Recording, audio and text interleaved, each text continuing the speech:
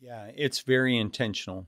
Like if we were to think in America, the 2,700 or so accredited ministries, those ministries are accredited to following standards because faithful workers are in those organizations doing the diligent work to comply with standards. In other words, when we then go overseas into a country where having an ECFA type group is but a dream, we've come to realize, where do you have to start? It's Luke 10, 1 and 2. The harvest is plentiful, the workers are few, you pray for workers.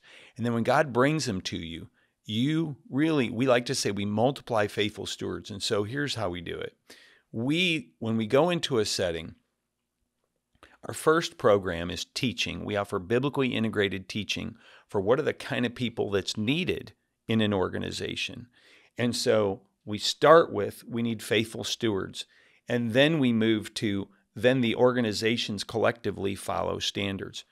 When you start with faithful stewards, and then you give them our second program as our trainings, when you give that skilled person who's probably an accountant or attorney, or they're sharp. God's raised up really sharp people in every country of the world. When you give them a training that can multiply themselves, they're eager to do it. So all of a sudden, then you have a community of people, accountants, attorneys, pastors, ministry administrators, who are like-minded and who say, we want to write a new future for our country. The result becomes, I'll give the example of Indonesia.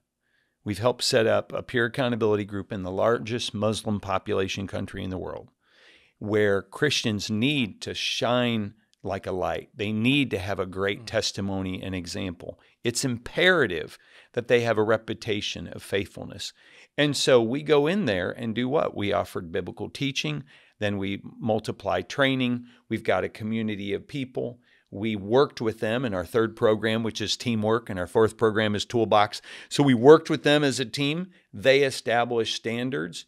We give them some resources and tools to do it.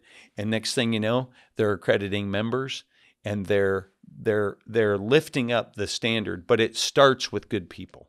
Subscribe to our YouTube channel for more finance, governance, and fundraising news and insights for your church or ministry.